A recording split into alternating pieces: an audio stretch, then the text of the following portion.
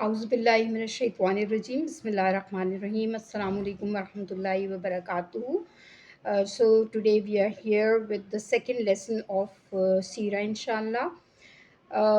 پچھلی اس میں ویڈیو میں ہم نے یہ ڈسکس کیا تھا کہ عبد المطلب جو ہیں جو رسول اللہ صلی اللہ علیہ وسلم کے دادا تھے، وہ ان کا اصل نام جو ہے وہ شیبہ تھا، اور جب ان کے چچا مطلب ان کو مدینہ سے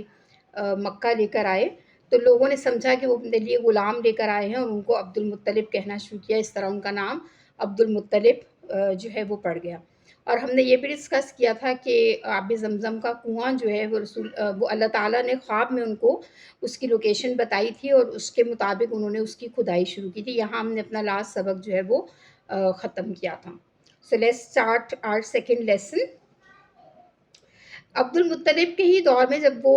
خانہ کعبہ کے متولی تھے تو ابرہہ نے جو ہے وہ اپنے فوج کو ہاتھیوں پر سوار کر کے کعبہ پر جو ہے وہ حملہ کیا تھا. اور اس حملے کی وجہ یہ تھی کہ ابرہہ یہ چاہتا تھا کہ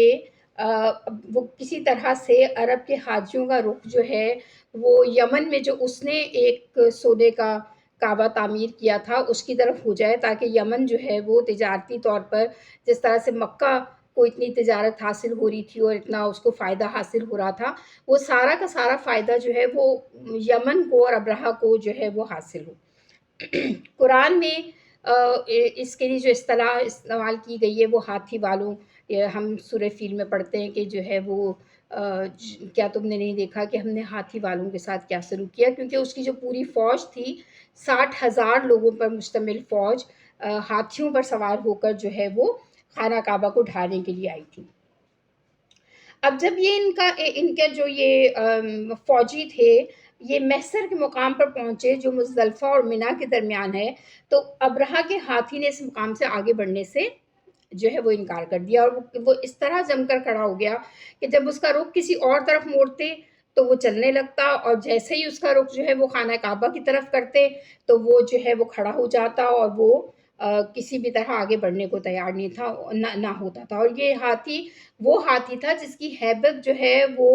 پوری مطلب عرب میں جو ہے وہ لوگوں نے سن رکھی تھی اور لوگ اس سے ڈرتے تھے، اور ابرہہ نے اس ہاتھی کے ذریعے بہت ساری جگہوں پر فتوحات بھی حاصل کی تھیں.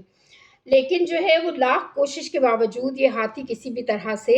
وہ جو ہے وہ آگے نہیں بڑھا.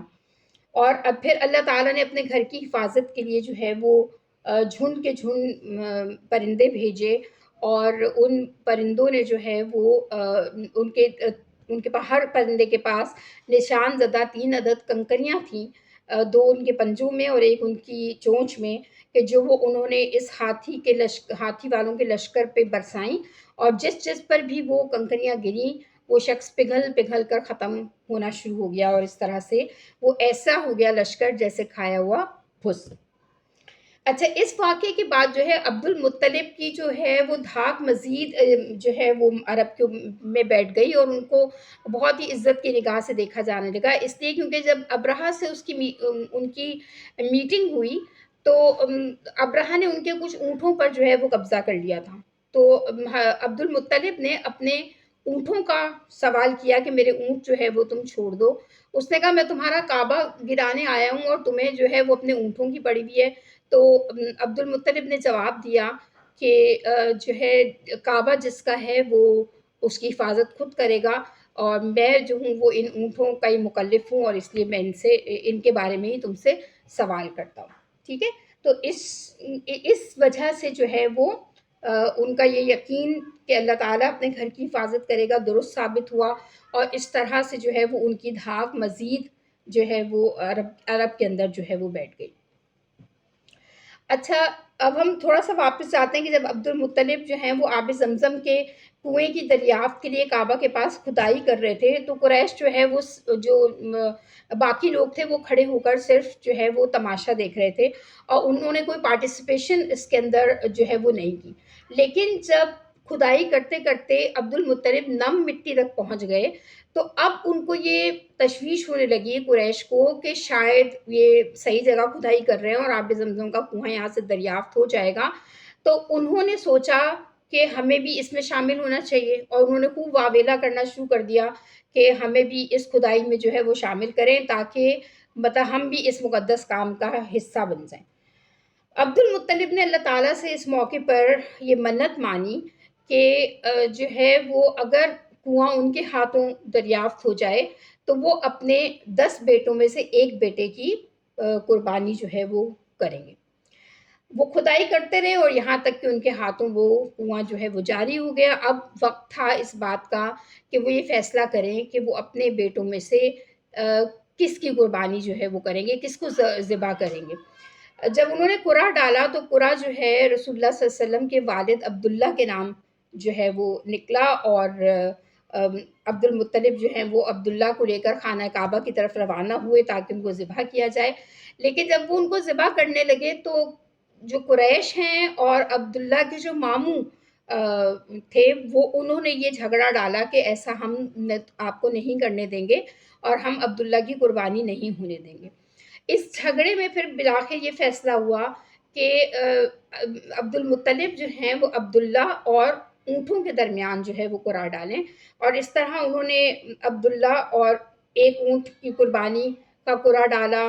تو عبداللہ ہی کا نام نکلا، پھر 2 اونٹ کی قربانی کا قرعہ ڈالا تو بھی عبداللہ ہی کا نام نکلا۔ اس طرح کرتے کرتے بات 100 اونٹوں تک جا پہنچی۔ جب 100 اونٹ ہو گئے تو قرعہ جو ہے وہ اونٹوں کے نام نکلا، اور اس طرح عبد المطلب نے جو ہے وہ 100 اونٹوں کی قربانی دی بجائے اس کے کہ وہ عبداللہ کی قربانی کرتے۔ ٹھیک ہے، اسی وجہ سے رسول اللہ صلی اللہ علیہ وسلم کو 2 ذبیح کا بیٹا کہا جاتا ہے، یعنی حضرت اسماعیل علیہ السلام جن کو حضرت ابراہیم علیہ السلام قربانی کے لیے لے کر گئے، اور ان کی جگہ اللہ تعالیٰ نے جو ہے وہ دمبا بھیجا، اور پھر حضرت عبداللہ جو جن کی قربانی کے لیے عبد المطلب بالکل تیار تھے، لیکن 100 اونٹوں کا قرعہ جو ہے وہ نکلنے کے بعد عبداللہ جو ہیں وہ کو ذبح نہیں کیا گیا، تو اس لیے رسول اللہ صلی اللہ علیہ وسلم کو 2 ذبیح کا بیٹا کہا جاتا ہے۔ عبداللہ کی شادی پھر امینہ بنت وہب سے ہوئی، اور وہب جو ہیں وہ بنو زہرہ کے سردار تھے۔ عبداللہ کو ان کی شادی کے فوراً بعد ان کے والد عبد المطلب نے تجارت کے سلسلے میں جو ہے وہ یثرب یا شام کی جانب روانہ کیا۔ بدقسمتی سے واپسی کے سفر پہ ہم سب جانتے ہیں کہ یثرب میں ان کا انتقال ہو گیا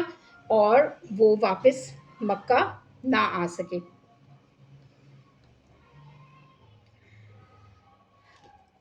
اچھا، اب ہم اپنے بات کرتے ہیں کہ نبی کریم صلی اللہ علیہ وسلم جو ہے وہ جس سال ابرہہ نے حملہ کیا تھا اسی سال رسول اللہ صلی اللہ علیہ وسلم کی جو ہے وہ ولادت ہوئی،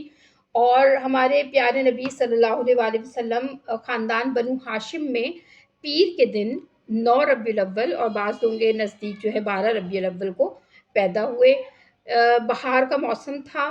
اور آپ کی پیدائش مکہ پر ابرہہ کے ناکام حملے کے تقریباً 50 یا 55 دن کے بعد ہوئی، یعنی کہتے ہیں کہ جو ہاتھی ہیں اس کے ریمینز ابھی مکہ میں باقی تھے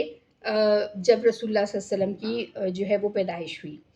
اس سال کو عام الفیل کہا جاتا ہے، یعنی ہاتھی والوں کا سال، اور عیسوی کیلنڈر کے مطابق یہ تاریخ 22 اپریل 571 عیسوی جو ہے وہ بنتی ہے۔ رسول اللہ صلی اللہ علیہ وسلم کی پیدائش سے پہلے جب ان کی والدہ پریگننٹ تھیں تو اس وقت انہوں نے خواب میں دیکھا کہ ان کے جسم سے ایک لائٹ، ایک نور، ایک روشنی نکلی، اور اس روشنی سے شام کے محلات جو ہیں وہ روشن ہو گئے، یعنی ایک سمجھے کہ معجزاتی قسم کا خواب انہوں نے دیکھا۔ جب رسول اللہ صلی اللہ علیہ وسلم پیدا ہوئے تو شفا بنت عمر جو کہ ان کی عبد المطلب کی باندی تھی، انہوں نے عبد المطلب کو یہ خوشخبری سنائی۔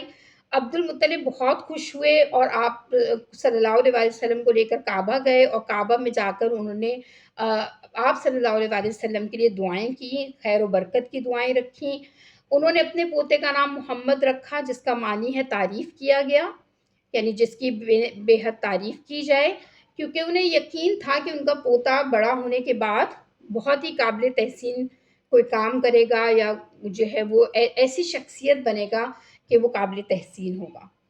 محمد صلی اللہ علیہ وسلم کو سب سے پہلے آپ کی والدہ نے دودھ پلایا، پھر ایمن جو عبداللہ کی کنیز تھیں انہوں نے دودھ پلایا، اس کے علاوہ ابو لہب کی کنیز صوبیہ نے بھی آپ کو دودھ پلایا۔ اسی نسبت سے صوبیہ کے بیٹے مسرو اور حمزہ بن عبد المطلب، ابو سلمہ بن عبد الاسد مخزومی آپ کے جو ہے وہ رضائی بہن بھائی تھے۔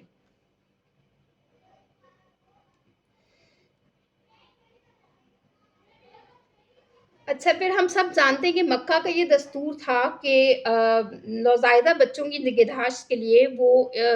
بچوں کو جو ہے وہ بدو عورتوں کو اجرت پر دودھ پلانے کے لیے دے دیتے تھے، تاکہ وہ یہ چاہتے تھے کہ ان کے بچوں کی تربیت اور ان کی جو اٹھان ہے وہ صحرا میں وہ پرورش پائیں، اور وہاں کی کھلی آب و ہوا میں ان کی صحت بھی بنے، اور وہ اوریجنل عرب لینگویج جو ہے وہ سیکھیں، کیونکہ رسول اللہ صلی اللہ علیہ وآلہ وسلم کا دور جو تھا وہ لینگویج کا دور تھا، شاعری کا دور تھا، اور عربوں کو اپنی زبان پر جو ہے وہ بہت فخر تھا، تو وہ اپنے بچوں کو بھیجتے تھے کہ تاکہ وہ خالص عربی سیکھیں، اور جو سارے عرب میں جو ہے وہ بولی جاتی ہے۔ تو عبد المطلب کو بھی کسی ایسی عورت کی تلاش تھی کہ جو ان کے پوتے کو صحرا میں ساتھ رکھ سکے اور دودھ پلا سکے۔ ان دنوں میں سعد بن بکر بن حوازن کی کچھ خواتین جو ہیں وہ مکہ آئی ہوئی تھیں اسی سلسلے میں کہ وہ بچے اجرت پر لے لیں، اور لیکن عبد المطلب جس عورت سے بھی بات کرتے وہ اس کو یتیم بچہ سمجھ کے وہ سوچتے کہ اس کی کو خاص پیمنٹ ہمیں ملے گی نہیں، تو وہ بچہ لینے سے جو ہے وہ خواتین جو ہے وہ انکار کر دیتی۔ تو حلیمہ سعدیہ بھی ان دنوں جو ہے وہ مکہ آئی ہوئی تھی، ان کے ساتھ تمام عورتوں کو بچے مل گئے، لیکن حلیمہ سعدیہ کو کوئی بچہ نہ مل سکا۔ تو انہوں نے یہ بہتر سمجھا کہ بجائے اس کے کہ وہ خالی ہاتھ واپس چلی جائیں، انہوں نے سوچا کہ چلو میں یہ یتیم بچہ ہی لے لیتی ہوں، اور کچھ نہ کچھ تو بہرحال مجھے مل ہی جائے گا، اور میں خالی ہاتھ واپس نہیں جاؤں گی۔ تو وہ لہٰذا حلیمہ اور ان کے شوہر رسول اللہ صلی اللہ علیہ وآلہ وسلم کو لے کر صحرا کی جانب جو ہے وہ روانہ ہو گئے۔ حلیمہ اور ان کے شوہر حارث بن عبد العزیٰ کا تعلق سعد بن بکر بن حوازن سے تھا۔ ان کے بچے عبداللہ، انیسہ، جدامہ، جن کو شیمہ بھی کہا جاتا ہے، وہ آپ کے رضائی بہن بھائی تھے۔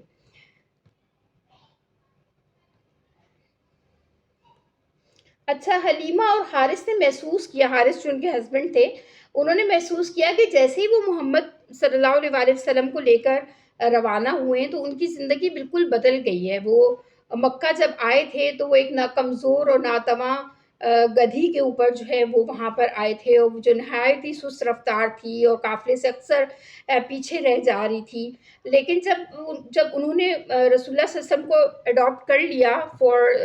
دس پرپس، تو انہوں نے دیکھا کہ ان کے گھر پہ برکتوں کا جو ہے نزول شروع ہو گیا ہے۔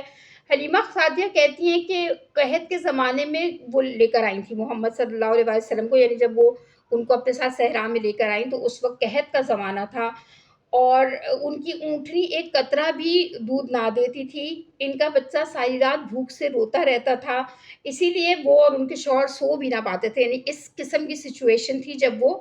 شہر گئیں اور وہ رسول اللہ صلی اللہ علیہ وسلم کو لے کر آئیں۔ لیکن آپ صلی اللہ علیہ وآلہ وسلم کے آتے ہی ان کی بالکل کایا پلٹ گئی، اور جو ہے وہ ان کی اونٹنی، جب ان کے ہسبینڈ جو ہیں وہ اونٹنی کے پاس جاتے تو وہ اتنا دودھ دینے لگی کہ وہ سارے گھر سیر ہو کر اس کو پیتا، اور اس طرح حلیمہ سعدیہ بھی اس قابل ہو گئی کہ وہ اپنے بیٹے اور رسول اللہ صلی اللہ علیہ وآلہ وسلم کو پیٹ بھر کے دودھ پلا لیتی۔ اس کے علاوہ جو ہے ان کا جو علاقہ تھا دیار بنو سعد شدید قحط کے زیر اثر تھا، مگر ان کے گھر میں یعنی حلیمہ سعدیہ کے گھر میں رسول اللہ صلی اللہ علیہ وآلہ وسلم کے آنے کے بعد قحط کے کوئی آثار جو تھے وہ نظر نہ آتے تھے۔ ان کی بکریاں چرنے جاتی تو خوب پیٹ بھر کر چر کے آتی، خوب دیتی، جبکہ علاقے کے جو دیگر لوگ تھے وہ دودھ کی بوند بوند کو ترس جاتے۔ تو بی بی حلیمہ کے گھر پر یوں ہی مطلب برکتیں جو ہیں وہ نازل ہوتی رہیں کہ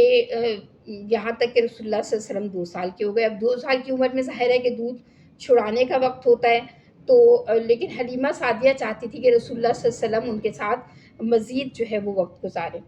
وہ ہر 6 مہینے بعد پیارے نبی صلی اللہ علیہ وآلہ وسلم کو لے کر حضرت آمنہ سے یعنی ان کی والدہ سے ملانے کے لیے لے کے جاتی تھیں۔ جب وہ 2 سال کے ہو گئے تو ظاہر ہے کہ ان کی واپسی کا وقت ہو گیا۔ حلیمہ جب حضرت محمد صلی اللہ علیہ وآلہ وسلم کو لے کر مکہ آئیں تو انہوں نے آ آپ کی والدہ سے یہ درخواست کی کہ وہ انہیں مزید کچھ عرصہ جو ہے وہ ان کے پاس رہنے دیں۔ وہ چاہتی تھی کہ یہ بابرکت بچہ ابھی مزید ان کے پاس رہے اور وہ اس بچے کی برکتوں سے مستفید ہوں۔ انہوں نے یقین دلایا کہ رسول اللہ صلی اللہ علیہ وسلم صحرا میں مزید صحت مند اور طاقتور بنیں گے اور وبائی امراض جو آئے دن مکہ میں پھوٹتے رہتے تھے ان سے بھی محفوظ رہیں گے۔ تو لہٰذا بی بی آمنہ نے بی بی حلیمہ کو اجازت دی اور یوں حلیمہ سعدیہ خوشی خوشی رسول اللہ صلی اللہ علیہ وآلہ وسلم کو لے کر مکہ واپس لوٹ گئی۔ ٹھیک ہے جی، آج کا سبق جو ہے ہم یہیں پہ ختم کریں گے اور پھر انشاءاللہ تعالیٰ نیکسٹ کلاس میں ہم اس سے آگے اس ڈسکشن کو بڑھائیں گے۔ تو انشاءاللہ آئی ہوپ کہ آپ اس سٹوری کو، جو میں نے پچھلی دفعہ آپ سے کہا تھا کہ ہم اسلام شروع میں اجنبی تھا اور ایک دور آئے گا کہ وہ پھر اجنبی ہو جائے گا، تو ہم سب سے پہلے اجنبی کی سٹوری جو ہے وہ ڈسکس کر رہے ہیں۔ اللہ تعالیٰ مجھے یہ سنانے میں اور آپ کے سننے میں خیر و برکت ڈالے اور ہم دونوں کی اس کوشش اور کاوش کو جو ہے اللہ تعالیٰ قبول کرے۔ جزاک اللہ خیر۔ انشاءاللہ نیکسٹ کلاس میں پھر ملتے ہیں۔ السلام علیکم ورحمۃ اللہ وبرکاتہ۔